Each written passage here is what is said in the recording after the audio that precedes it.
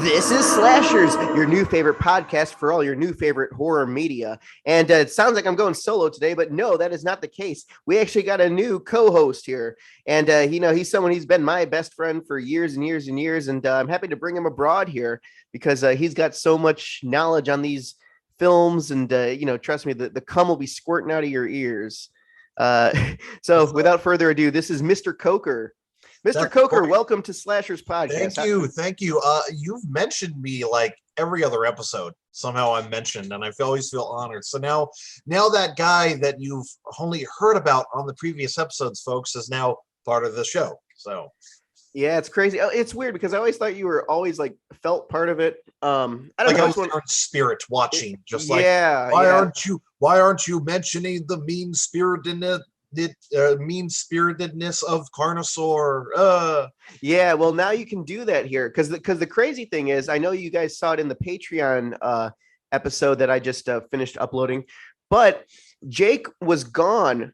Jake was gone in fact, he was going to be gone permanently, and Aid and I were going to take over. So it's like it would have been a little hard because life happens and stuff like that. Yeah, but the thing about podcasters, guys, is like we all just have lives, Shit happens, life happens, and sometimes you got to take a break. Sometimes you got to step away, And my thing is, I know Jake is such an integral part of the show. I mean, I don't want to throw you and Adrian under the bus, guys, but it feels like Jake is like the one like lifting the mast, and then you and Andrea are on top of the mast with pirate hats going yarg, Yeah, I know what you mean. That's kind of the format of the show, to be honest. And there's nothing wrong with that. But I'm like, with Jake taking a bit of a break, now I'm like, are all three of us? Oh shit, are you two under the mast and I'm the one now on top of the pirate hat going yarg? Because that's what it feels like. No. In fact, the way it is, I feel like it's easier with four hosts. Because Adam's not on the podcast anymore, so I'm wishing him the best. I haven't spoken to him for a bit, but I hope you're doing good if you're listening to this episode, Adam. But without further, you were the original stoner of the group. Yeah, so now we replaced we got another stoner in the group here, but that's fine, Coker, because I feel like this film's with Thanks Gorging this month is this month's theme here. What other better film than this? And a lot of people, here's the thing. So a lot of you metadata people out there, this movie isn't going to pick up any traction. So we got to make it like, we found the 1970s Muckbang movie, the original Nikocado Avocado movie. It is, you can call it 70s French Muckbang, the dark comedy. And what is this movie, Doug? This movie is called Le Grande Bouffe. Le Grande Bouffe. Or the nickname for your dog. Yeah, we call him Boof. But so when I think of Le Grande Bouffe, I think of a big fat Mr. P. Just kind of sitting there. But so this film here from 1973, I didn't know about it until, in fact, funny thing is, one of Jake's favorite movies, Blood Diner, Jackie Kong, when I was over at her place a few weeks ago, she was talking about Le Grande Bouffe. And I'm just like, Le Grande Bouffe, what the hell is that? And I look up Arrow's, Blu-ray library. There's this Arrow film. Put it out. I was really happy for that. Yeah. Now this film here, if you guys aren't aware with muckbanging, for you boomers, the muckbanging is a very popular YouTube.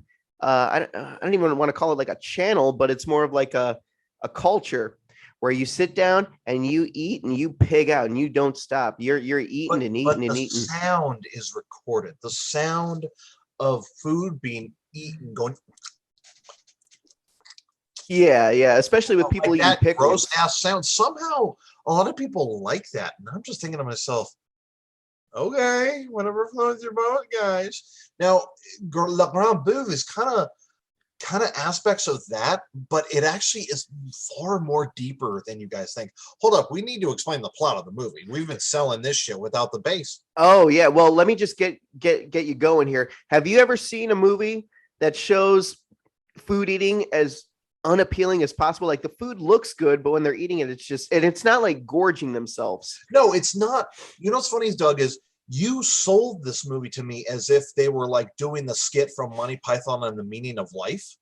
Oh yeah. With the big, you sold it to me like the movie was that, and the movie wasn't that at all. It was them constantly eating, but them eating so large portions and then breaks and then doing it so often that it was like, guys, you need to take a break. you know. Yeah. So yeah, exactly. That's going into the whole mukbanging thing. But with thanks gorging, you're gonna have the morbidly obese family members over stuffing their faces down here. Now, tonight's film, it came out from 1973. It is available on Tubi, but for some reason, I had the same issue on my Roku. It would not pop up for whatever reason. So it's like Tubi's trying to hide this film. I think it's because it's an NC-17 rated film. Yeah, it is You have to, like, NC-17. Yeah. you have to type in a broad search on Google and then follow the Tubi link from there. Yeah, it just doesn't pop up. And when I saw the NC-17, I'm like, why is this movie NC-17? It's supposed not, to be. It is very sexual of a film, but it's not that. I don't even think I saw one penis in that movie. No, there's no penis, but you want to know why they got the NC-17? Why? Because they were having sex with food, apparently. And in America, and France, that's fine. But in America, that's a no-no. Shit, Yeah, it was sexual. I was reading the Wikipedia. So sexual arousal with food. And then I guess like there's that scene with the bar gauge manifold where he like sticks it up her cooch. Remember? Yeah. But see, we're going too far in the plot. So this guys, we haven't even told them the plot of the movie. We've been like, damn. Yeah, we were getting distracted. They're like, what the fuck is that? So this movie, well, why don't you give a description, Coker? Because La Grande Bouffe is a 1973 French, I would call it a dark comedy and a commentary on consumerism, overindulgence, and capitalism about four bourgeoisie men who go to one of their friends' mansion in the countryside where they plan to eat themselves to death.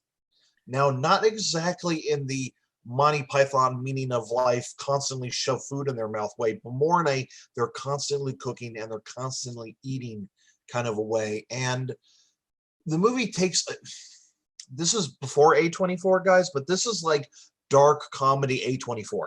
It takes its time. There's beautiful cinematography. The characters are all very interesting. Plus, the movie gets very sexual at times, too, because they invite some prostitutes over to overindulge in all the food. And funny, one of the nicer guys, supposedly, but he's really more of a creep in the beginning, he invites a school teacher over, and the fucking school teacher is more wild than any of the prostitutes. She's fucking all of them. The prostitutes only fuck one of them. Yeah, and they're like, oh, we don't like food that much. I'm like, what? Yeah. Who says that they don't like food that much?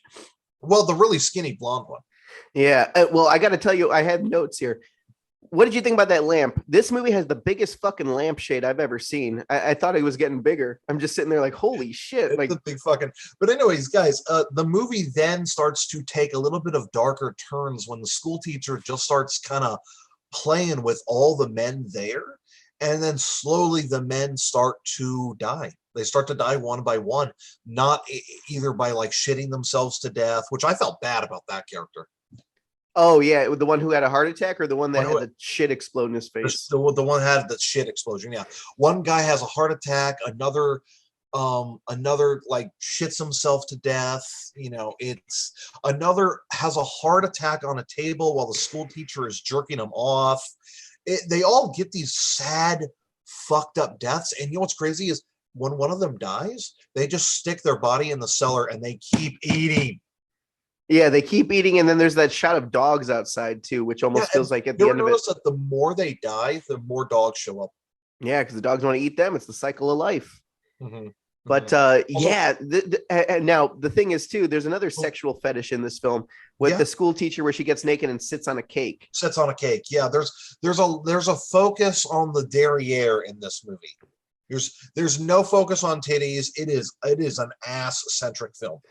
But it's not necessarily like Nicki Minaj style ass. It's like a goddess, like you see like in Greek. You remember the a lot of those fluffy asses? Yeah, a lot of those asses. Not like the bubble butt asses and not like the model asses. It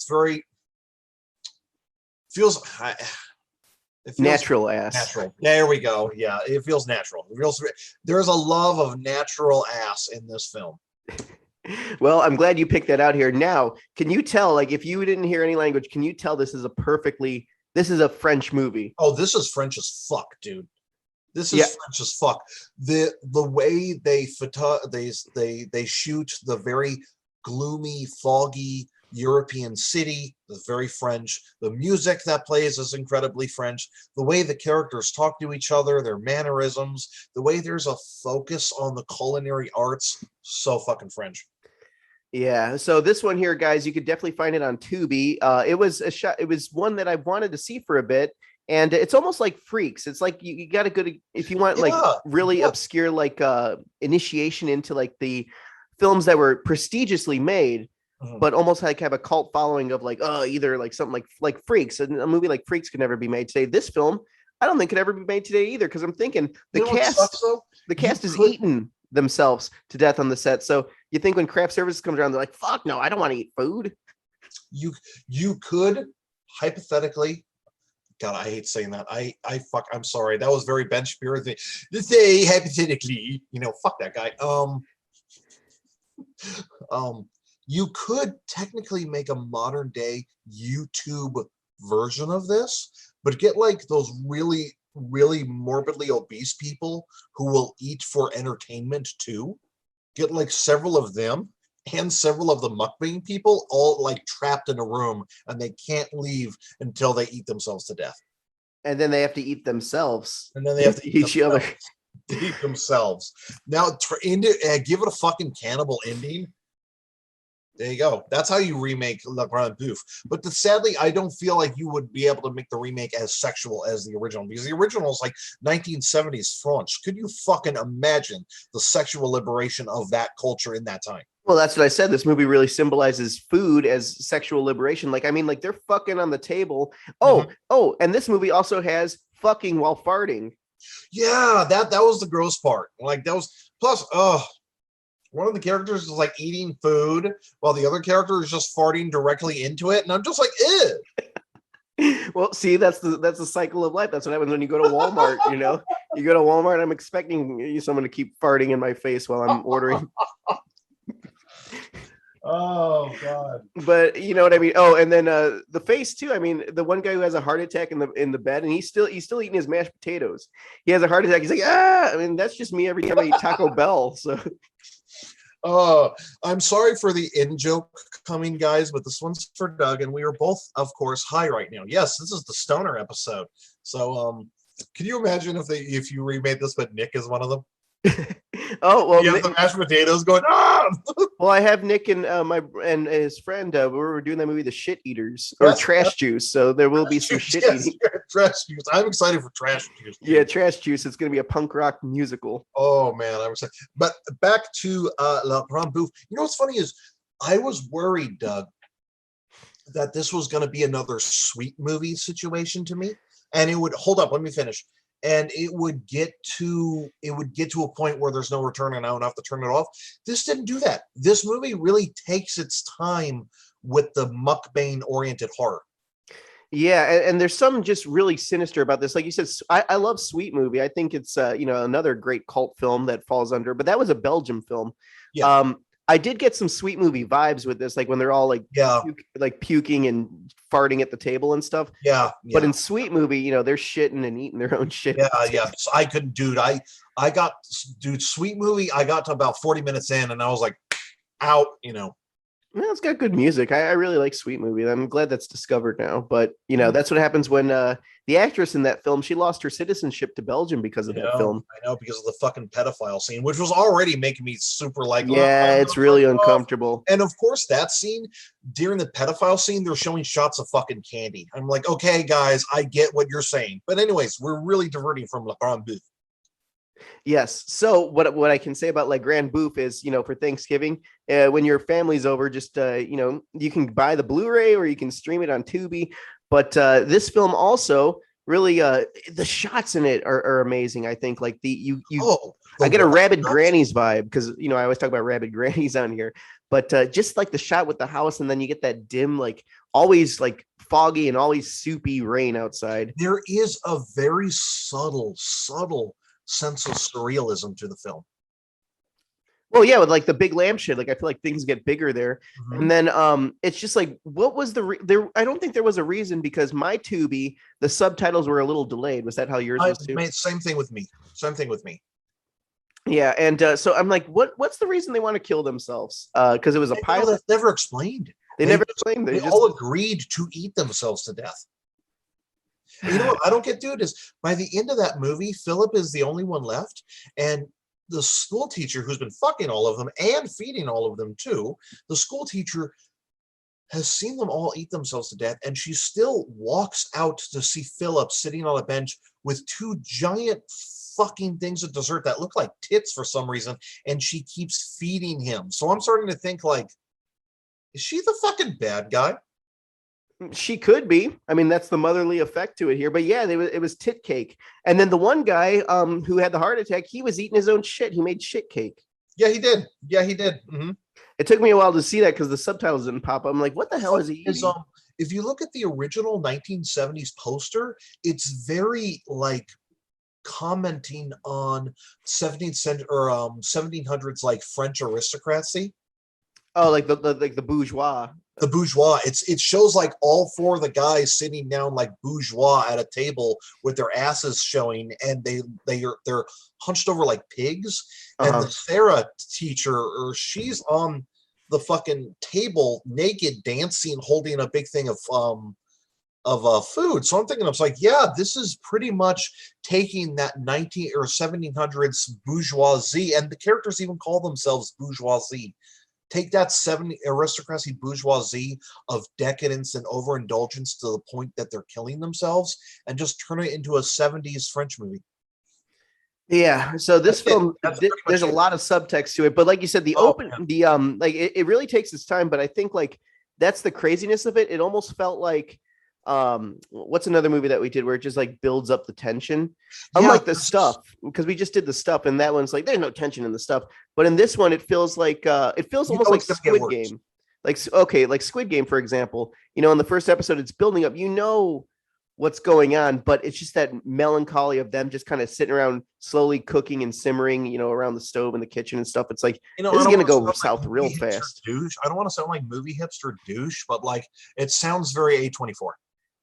Yeah, exactly. This is Ari Aster before Ari Aster was even conceived. Oh yeah, exactly. There's this slow building, uncomfortable dread just rising and rising and rising in the movie. So yeah, it's very Ari Aster before Ari Aster too. Yeah. Now, would you ever have sex while eating chicken wings and then trying to, No. But that's sexual liberation. Not to me.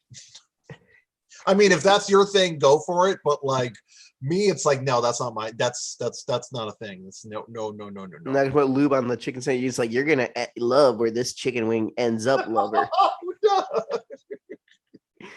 I mean, the French did it. Why not? Oh, God. But okay. So another scene here with the shit toilet. Yeah, the shit. Where Marcello is walking into the bathroom and the toilet just eruptures of shit everywhere, and he's like, the shit. Oh, and he has shit all over him, and it's really wild. It's like holy shit. There's a lot of shit in this shit. There's a lot of shit. You know what's funny is the movie also has this. It has this Marquis de Sade feel to it. Yeah, like just like the whole feeling of being trapped in one place, almost like SALO. Yeah, and SALO is also based on the writings of Marquis de Sade. Mm-hmm. Basically, if it's European, you're stuck in a house or a giant building, and you slowly go crazy with shit and piss and all nastiness and depravity you can think of inside there. It's a Marquis de Sade story. Yeah, just imagine the cleaners having to go into the house. They're like, man, we came in here and it's like there's like blood and piss and shit everywhere, and all these people just eating. And then the teacher's probably just at the end of the movie, feeding them. Oh my God, no. And at the end of the movie, the butchers are just throwing all the meat carcasses onto like the tree and the floor and the stairs. And I'm thinking to myself, that's clearly some symbolism. I just can't figure it out. It's French symbolism. It's got to be with these Americans don't pay their tips. We put their bodies up like that there. But me and you, we've been watching some good French movies lately.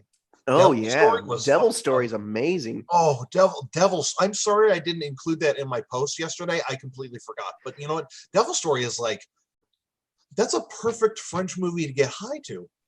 Yeah, well, see, the thing is, with Devil's Story, hopefully we can do a slashers podcast episode because I'm sure it'll be coming to Tubi soon. It seems like Vinegar Syndrome stuff, like after a few months, it comes to Tubi. Yeah, guys, if you didn't know that, so if you want to see a Vinegar Syndrome movie, just go on Tubi.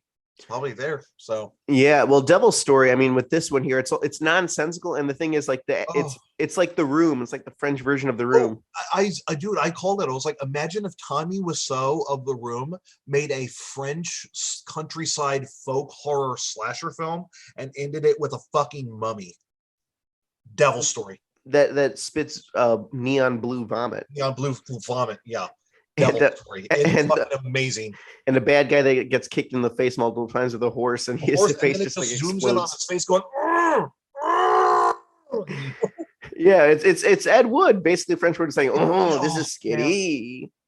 Oh, and the characters will just like grab each other and just keep screaming, going, and it just keeps doing it. And I'm like, nobody's doing anything, you know? It's someone who hasn't sat down and watched like any movies, and they just kind of saw like, "Oh, Freddy Krueger's big. Oh, Friday the 13th." So let's just. You said it's like if somebody lived in the countryside and never saw a movie ever, and then decided to make a movie.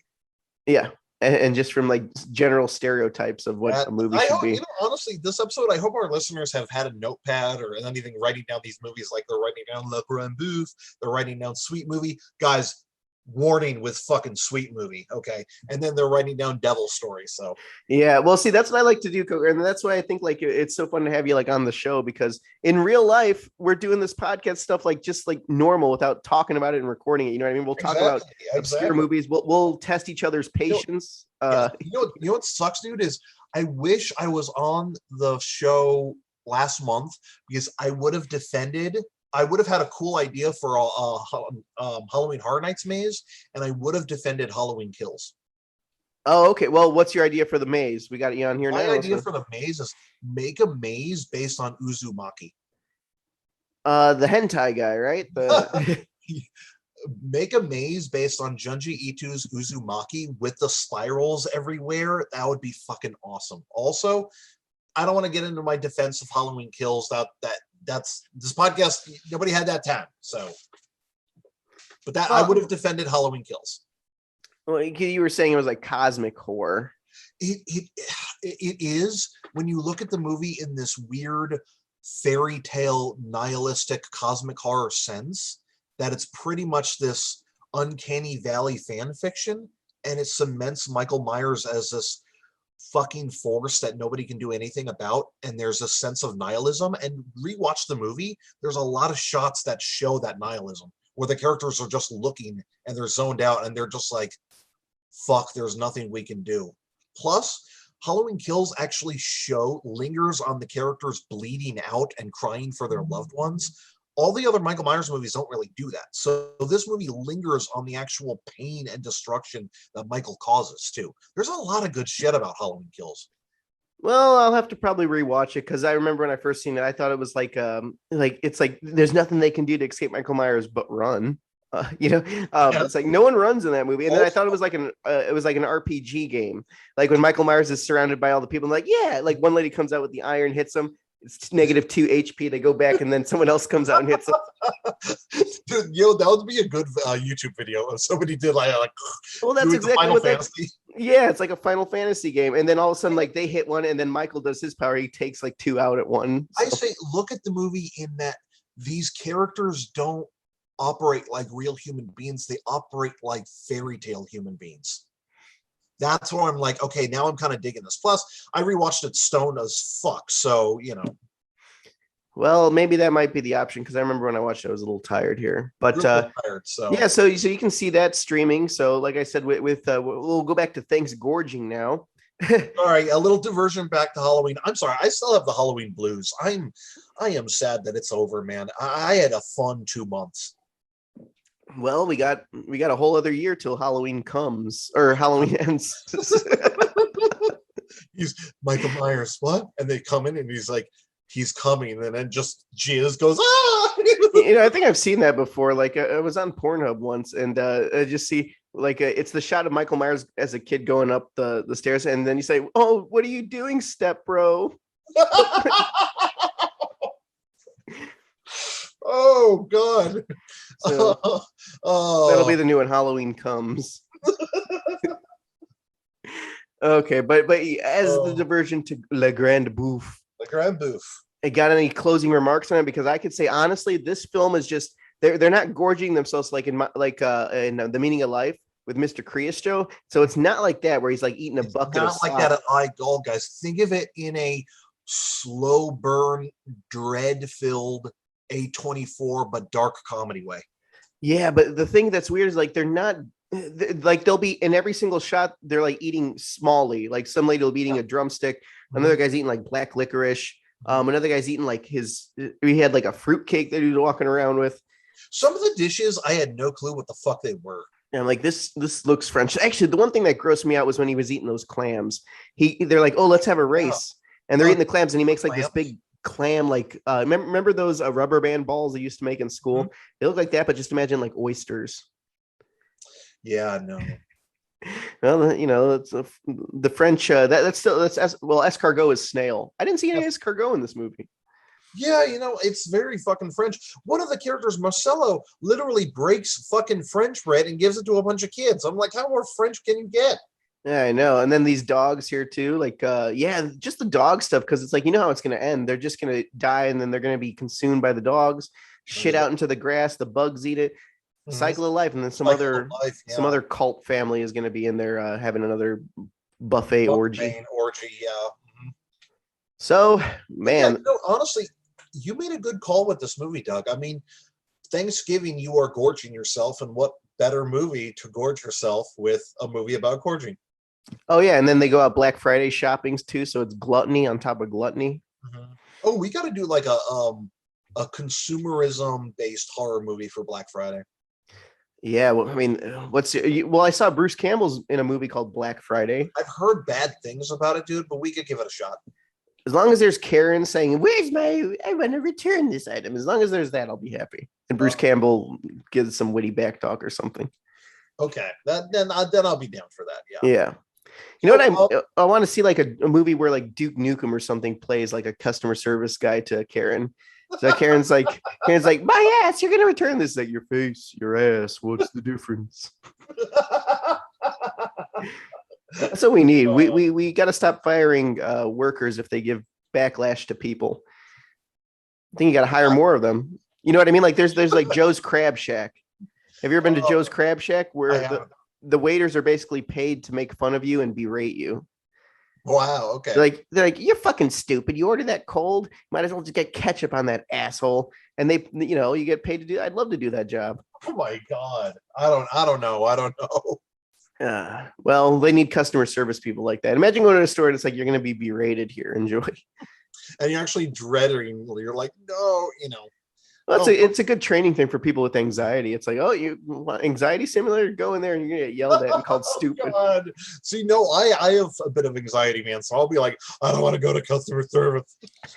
Like, come to customer service, we'll treat you right. You have your Hellraiser mug. I have my Slimer mug. Yeah, you know what I'm smacking myself in the head for? Yeah, yours is red. Cool. Yeah, they had a Halloween 2 mug that I didn't buy. Was it orange on the inside? It was orange on the inside, and then it was Michael standing in the hallway of the hospital with the scalpel. With the scalpel. Yeah, it was at the fucking Halloween Town or Spirit. Oh, it was that Spirit? Okay, I would imagine that more at Halloween Town in Burbank. Yeah, no, trust me, I'll get it next time here. But so, would you show this to Tatey and your wife and your family on Thanksgiving while you guys are eating? Tatey might like it because it gets gross, but it doesn't get overbearing. Mm-hmm. It doesn't get overbearing. She might like it, but she would not like the 2-hour and 10-minute runtime. Yeah, it was too. Yeah, because I was starting to blow Casper a little bit. You have to sit down with this one. It is a long fucking movie. Yeah, it takes its time. But like I said, if you want to see just people eating for 2.5 hours and you don't want to see it in real life on Thanksgiving, just pop this in. Go in the other room, watch it on your phone. Wax your carrot if you need to, if you like people's asses being on cakes. Oh. And then if you like sex scenes where they're pushing it on people's stomach to make them fart. Oh, yeah, there's a lot of that too. And there's people making out. So imagine like you go to like this party and like people are making out in the bathroom and people are shitting in the toilet next to you and you're hearing that. Very French. Very French. God. Oh, it sounds like John Waters meets Judd Apatow. Yeah, I could see that. And then you have little that clapping music that they always play at fucking Sundance movies, like din din din din din din din, and someone playing a flute in the bathtub. Damn art house flicks. Well, do you remember how many of those fucking movies were like in the 2000s? And they tried to be all avant-garde, but they were so fucking annoying, like Garden State. Yeah, Garden State. I liked Sideways. Sideways was like the Sideways had some good moments, but Sideways kind of suffered from that too. Mm. You know, man. But yeah, so that is Le Grande Bouffe here, and this was Coker's first episode. Thank you for having me on the show, guys. I can't wait to be on a main show with Adrian and Jake. Yeah, so we had to split it up a bit because and that's the reason Jake came back as well too, because with time and stuff, life gets busy, and he had to come back. But we're trying to film more episodes early, like combined together, so we have more stuff throughout the month. And of course, it's fucking December and November, so that's the busiest times here. But yeah, well, Coker, we'll get you on the 4 episodes here, and yeah, it'll be fun, witty banter through and forth. Because I got to use Jake's Zoom because this one cuts me off after a little bit because I'm a cheap bastard. It's all right, Yeah. Any episodes possible? Here, I'm going to give our audience a little bit of a tease. Any possible future episodes you would really love me to be on, like subject matter? Oh yeah, all of them. Oh, thank you. But my worry is that if you guys want me to watch a movie that I won't be able to stomach, like in terms of the iceberg, Doug, I think I can make it to barely tier 4, and then I'm out.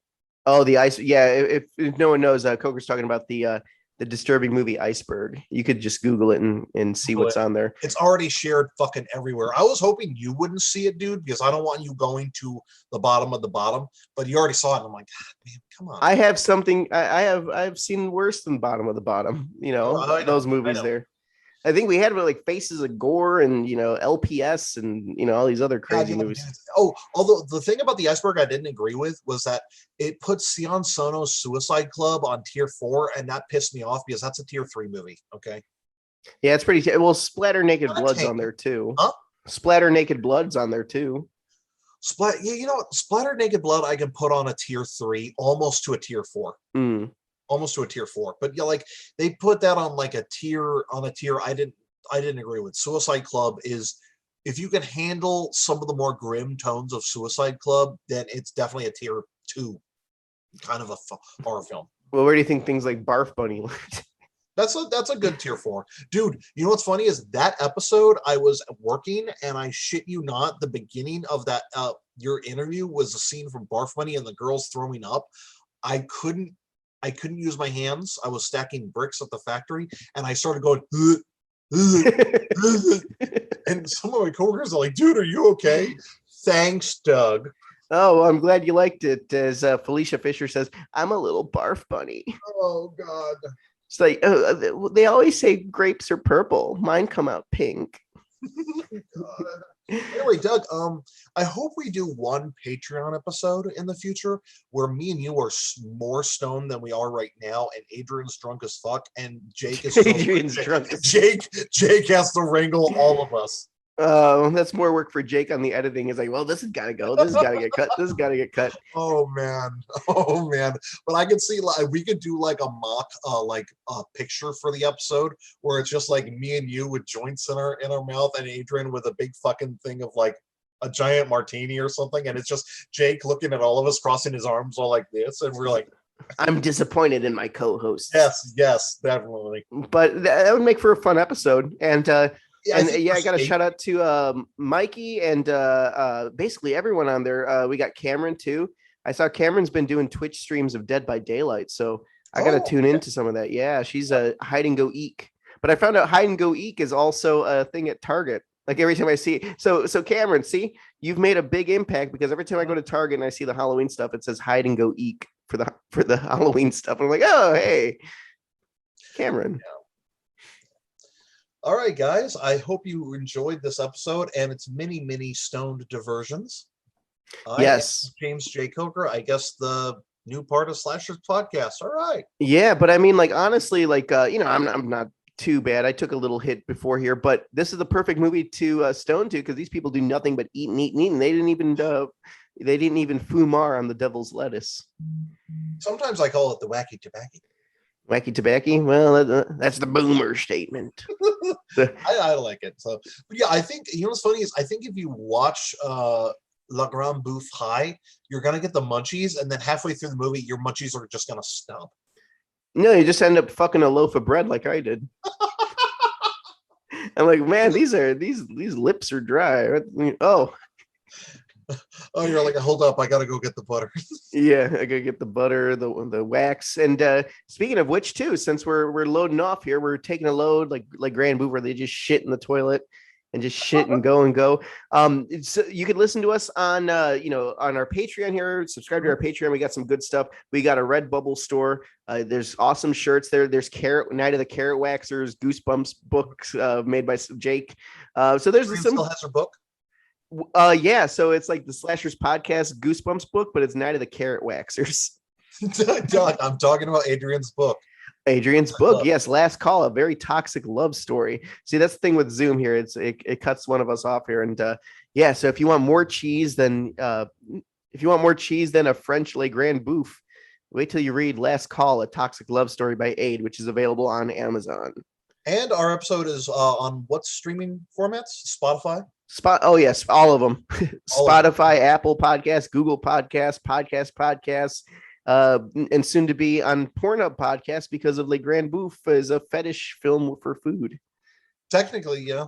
Yeah, and this is the biggest fetish thing I've seen. So yes, guys, I hope you enjoyed our episode here. We did diverge a lot here, and all I gotta say is, man, this movie will make you want to push your entrails back in and make you hug your toilet because you're like, fuck you, thank you, toilet. You take a lot of shit. All right, that's a good way to get off. All right. All right. Bye, guys. And another thing too, before I forget, Coker. Oh yeah. Yes. So with B Movie TV, if you have a Roku, you can check out B Movie TV. We have great stuff every weekend. And on top of that, Coker is going to be making another appearance as well-famed Veronica from Don't Touch That Dial. Yes. I can't wait to be Veronica again, whatever it's going to be. So. Oh, it's Veronica's cooking show. Oh, I can't wait. We're going to stick stuff in your vagina. No, I'll be like macaroni sounds. Yeah, see, we're gonna be so it'll definitely be who's saying that? Megan Thee Stallion? No, Cardi B. Was it Cardi B? I thought it was Nicki Minaj. Was it Nicki Minaj? I don't know. The white guy talking here, folks. I don't know. All I know is like a bunch of like conservative white dudes got pissed off at that song and they ended up burning themselves in the process. Like what Ben Shapiro did in the process was fucking hilarious, and his like reaction to it, brilliant. Well, see, after you're done watching your Muckbang Nikocado Avocado videos on YouTube, you can go to Ben Shapiro reacting to twerkings of Megan Thee Stallion, Nicki Minaj, and Cardi B. So. I'll just say that he then started tweeting about it, and he ended up revealing, like, women don't get wet. My wife never gets wet. And it was like, oh, Ben, what did you do? Yeah, my wife never gets wet. Yeah, that's why he has dry rub. It's called dry rub. It's like that meme with all the white guys in the fucking shorts and the polos. Yeah, and they all like hold their hands like that. Oh, yeah. Oh man, so we're going off distraction again here too. We were supposed to end like 5 fucking minutes ago, dude. Okay. Okay, that's fine here. All right, so without that being said, you know the ending to the show, right, Coker? Good. Come on, you know Goodbye and good die. There we go. Good boy. Yay.